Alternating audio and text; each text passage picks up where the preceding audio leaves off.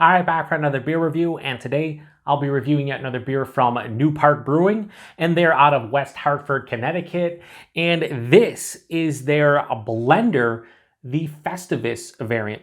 So they're calling this one a Berliner Weisse style ale brewed with raspberry, cranberry, cherry, and cinnamon. Comes at 5% alcohol by volume. No IBUs listed in time of review.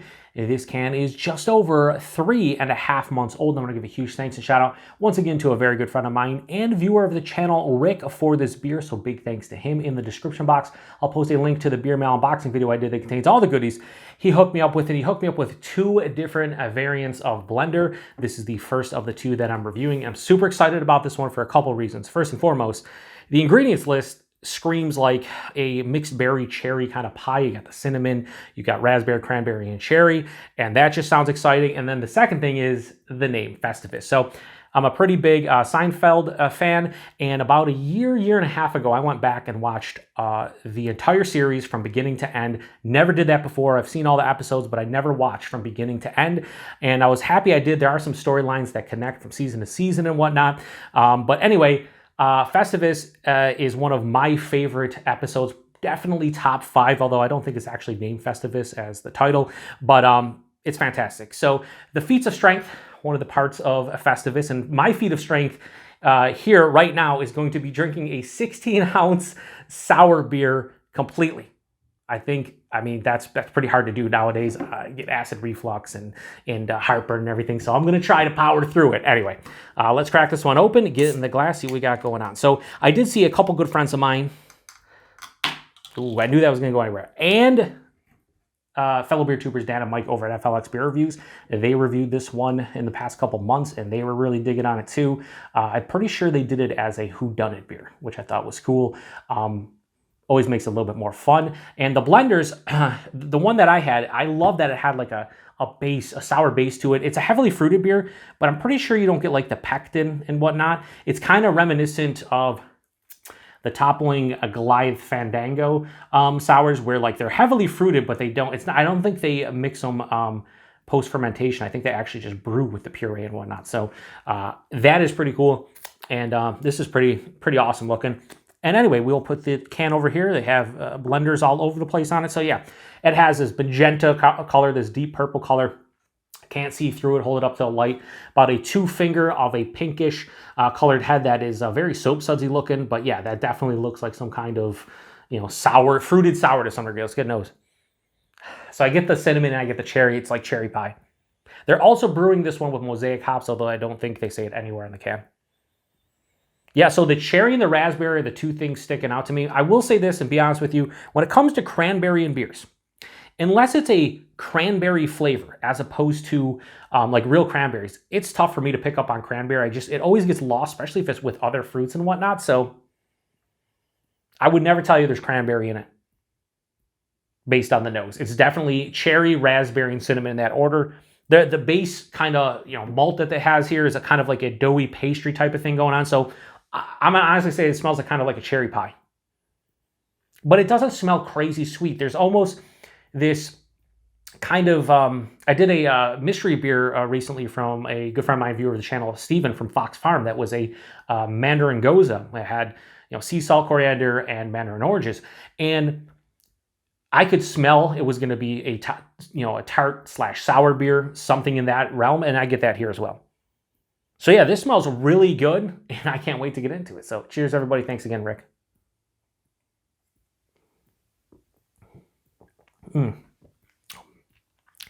That's delicious. That is really delicious. So what I like about this series, based on the one beer I had within the series, and now this one, I love the fact that you can tell, and this is very akin to Holmes out of Ann Arbor, the Holmes Brewery. A lot of their sours, you get the sour base. You know it's a sour at heart. It's not a pastry sour. It's not a dessert sour. It's not over the top. This has dessert and pastry vibes, but at its core, in its soul, at its heart, it's a sour beer, and I appreciate that nowadays because a lot of breweries don't do that.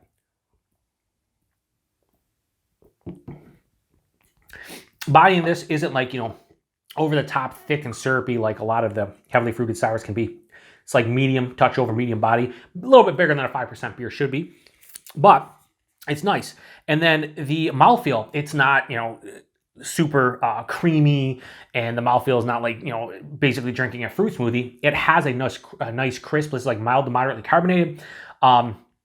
It's spritzy on the palate, but not overly done. So body mouth feel really nice. And then the taste, honestly, this is like a firmly tart into low sour cherry raspberry pie, or like a mixed berry cherry pie, something in that realm. That's what this beer is. It has the dessert pastry vibes without being sickly sweet, cloying over the top. So the first thing that hits me at the front of the palate is like seedy raspberries. They're a little bit tart, but they're also sweet. Passes through, the cherry hits, and it's like a sweeter dark cherry. And then the pastry portion hits, which again is kind of like a pie crust, but it's not like graham cracker. It's more just like a doughy pie crust. And then on the finish, I am left with a kiss of like a cinnamon dusting, like a cinnamon sugar dusting. It finishes semi to full on dry. Really no bitterness to speak of here. Maybe very, very minute, like mild bitterness. But it finishes with a, again, firm tart, lower sour kind of finish. And it's mild to moderately acidic too. I'm definitely starting to get a little bit of acid reflux right now as I speak. So a feat of strength drinking this one, 100%. It's gonna be tough to take this down, and not feel like shit, for lack of a better word, because that's the truth. A lot of times these just hit me, and then like later on I'm dying, right?